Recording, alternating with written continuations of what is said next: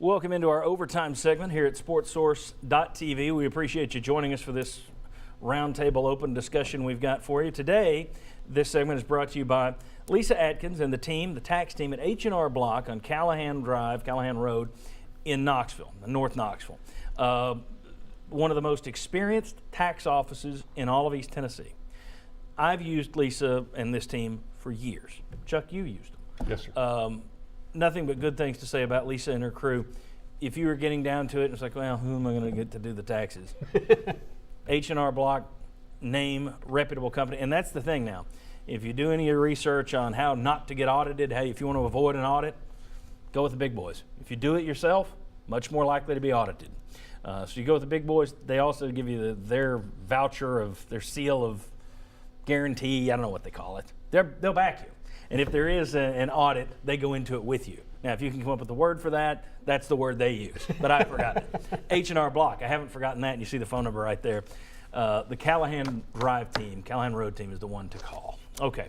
Guys, Chuck Cavaleris, Jimmy Himes, Josh Ward. Football program will be breaking in a new everything. You got a new starting quarterback, new starting running back, new starting number one receiver, new number one pass rusher. From last spring, you got a new number one linebacker, new number one corner. You got a bunch of new coaches, new strength and conditioning coach. Your basketball team has been 500 the last 2 years, okay. But everybody's going to want them to go to the NCAA tournament, and that's no sure thing.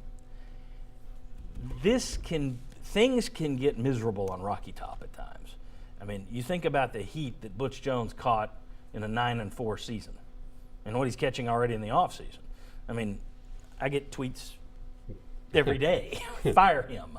And if you say anything other than, yeah, kill him, the response is, oh, so you accept 9-4. Oh, so nobody can criticize him, which no one ever says, but they put those words in your mouth. Considering that negativity that's out there, then mix in, I don't think this football team is going to take a step forward. I think it's going to take a small step backward.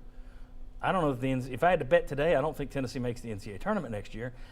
Anybody else scared that this is going to be a miserable year in terms of those two money sports? And I mean the attitude and atmosphere. Not, a miserable year would be 5-7 and 10 and 20 in basketball.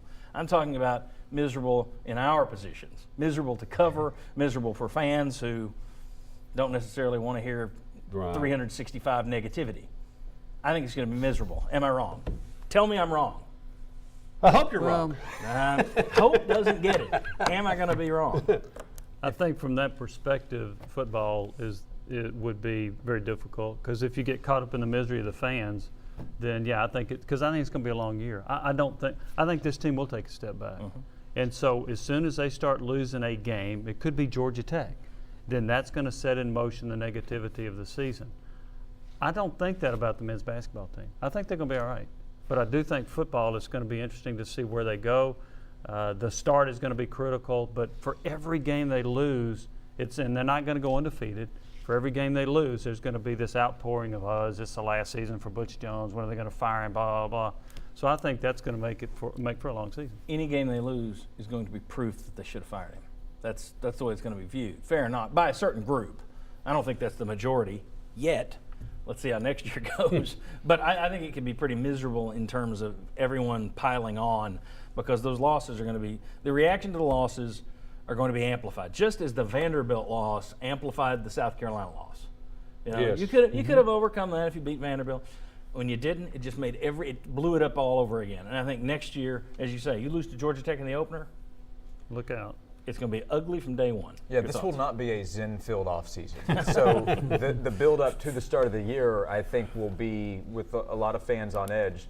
What if Tennessee loses two of the first big three games, Georgia Tech, Florida, and Georgia? You know what's going to happen at that point? You're going to have fans that are actually pulling against Tennessee, hoping that they just fall apart so you can fire the coach. That'll be a part of the You've already got some of those folks. Yeah, that'll happen. And then you'll, of course, have the other side that doesn't want that to occur. Most fans are not going to pull against the team. So then you'll have the division that probably widens at that point. So the offseason, which will, I think, carry frustration all the way up to August and September, if you have issues early on, which is very possible, that'll only make it worse. Yeah, and one thing, I mean, to take kind of the counterpoint, that it's not going to be miserable. You kind of got to be hoping that all of those injuries last year was an aberration. But if it wasn't, If you get another year of bad if breaks. you get another year of bad breaks, look out. And look, you got Florida and Alabama on the road. Georgia's, I mean, you can go down the list. Georgia's going to be better. You open with Georgia Tech. You lost to South Carolina last year. You get an LSU team here when the SEC East against the SEC West is an 80%. I mean, I can see, I'm looking at the schedule, 5 losses, and it's a fairly good year. I mean, in terms of what you're doing, you know, who you're playing. Considering what you have in a rebuilding year. Yes. And that's where Butch Jones screwed up last year. We all knew this was going to be a year where you have to step back because you're breaking a new quarterback, and that happens. These people that expect, well, no, he should go 12-0 every year. All No, right, well, that ain't gonna happen. you're living on Mars. Right. This was going to be a step back, reload kind of year. Had he won the East, would have been a lot more palatable for people. Now, the fire breathers, the fire eaters, they wouldn't have cared. They didn't want him fired anyway. But if he'd won the East, I think people would have been more forgiving of a step back this year. If he'd just beaten Vanderbilt and made it to the Sugar Bowl, I think people would be more forgiving of what you're going to. But he didn't. It's like he didn't put any credit in the bank in terms of The a lot equity, of fans. Yeah, the equity. And the problem, a lot of cash in the bank. The problem is he should have some, I think. But it's almost like, well, look, it's been a long time since we've won here. I don't care that it took us from 5-7 to 9-4. Don't care. That means nothing. All we care, we're about championships here. Nothing else. So if you can't do that, screw you. Well, and that's the attitude of, know. I don't know, a faction of very loud people out there. Well, if Tennessee doesn't win the East, then that realistically means either Florida wins it for a 3rd straight year, meaning McElwain would be 3 for 3, or Kirby Smart in year 2 has won it, and Butch Jones will have not won it in year 5. And he would have been 0 for 5. Or So- Mark Stoops could have pulled one out of his hat somehow. and Yeah, won it at Kentucky. not winning the East. There is no good there's no scenario good for answer. Butch, Yeah. Butch Yeah, Jones no, in that no. situation. It's a good point. And I don't know, you mentioned this earlier. To me, it's hard to see this team improving when you don't have Dobbs, you don't have Malone, you don't have Jalen Reeves-Maybin, who didn't do much last year, you don't have Barnett, you don't have Sutton. There are just a lot of pieces. You don't have Kamara. There are a lot of pieces to that puzzle that helped you win 9 last year. I just don't know how you can be better. Well, And it's, if you're it's, not better- it's easy to envision there's going to be some growing pains, whether it's the there communication will be. within the staff Yeah. or who you're going to have at key positions on the field. Unless you got several position groups that take like a quantum leap forward, and I'm thinking Right. defensive backs and the offensive line is really the leader of this whole program, then even hold and serve isn't going to be really good enough. I think if you are wanting, and we're talking more about football than basketball right now, but I think right now if you're wanting to see a way that Tennessee could actually improve on last year's regular season, you're looking for 3 things. Have to be better coached, so all these new coaches are better than the last coaches. Have to stay healthy. And last Yes. year was one of those, you wouldn't think you'd have as many injuries, key injuries, as you did last year. And then finally, I think strength and conditioning. Now, if it turns out that's all going forward now, you can honestly say, what the heck were they doing last year?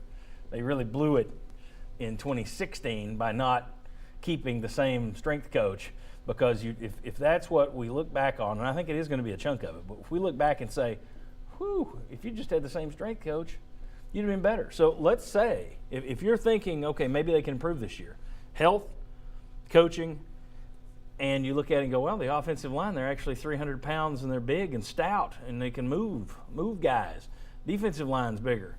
All right, maybe, but you're trying to sell 3 things there, and it's all based on hope, because you don't know about the staff, you don't know about the health, you don't know about the strength. Well, you got to sell the defense is going to be better too, and the quarterback play is going to be about as good. And and the total stats, That's that tough. just can't happen, I don't think. The total stats, the total production from the quarterback position, you're really grasping at straws if you hope, really to me, a first-year starter or an inexperienced really starter is going to be able to pull that off. All right, flip it to basketball, where I think I'm more negative than you guys, I think. I look at this team, it's a 500 basketball team. Yeah, I see some flashes. Not enough to where I can go, oh man, these guys are going to be great in 2 years, 3 years.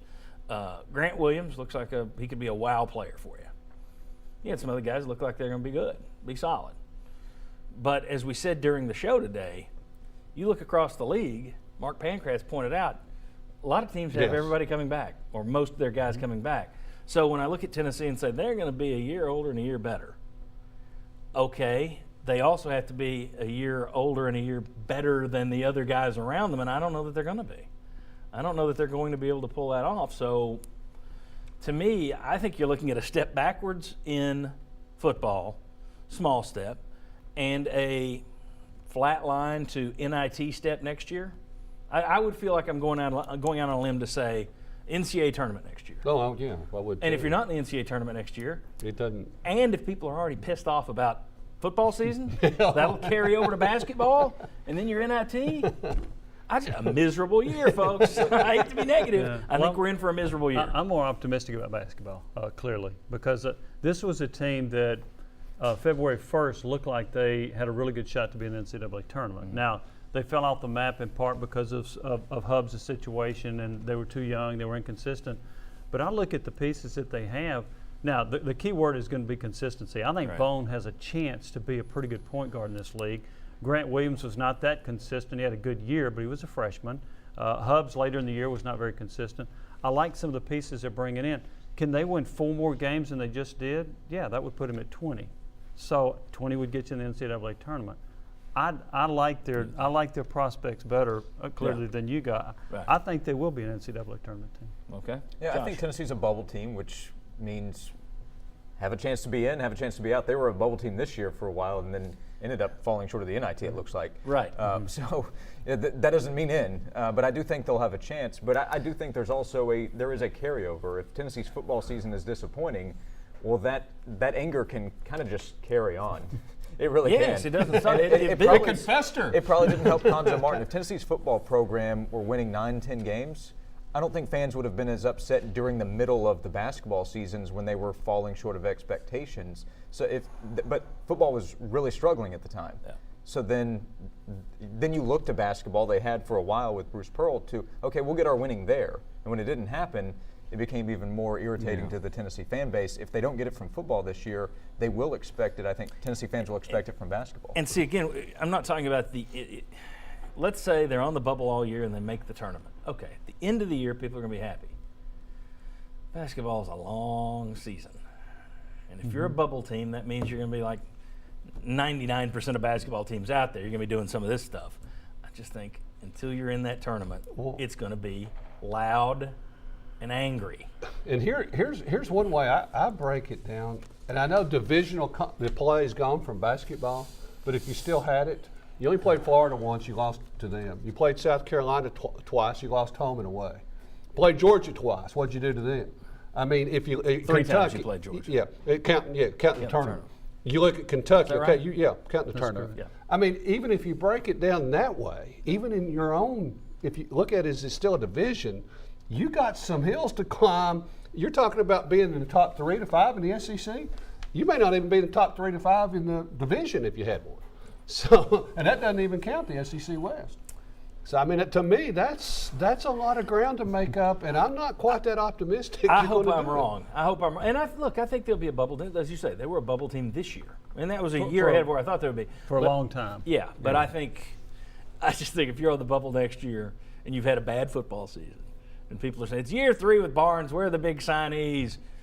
And now you're back on the bubble. It's like, well, okay, we lost Arkansas. We're going to have to make that up by beating this team and that team. I think you're just going to have people ticked off from next August until the following, from this August until the following spring. But you said it won't be consistently ticked. They're going to do this. They're gonna, I'm mad about, they beat Kentucky here. So it'll be a bit up and down. But I do think Fulkerson can make a difference. Yeah.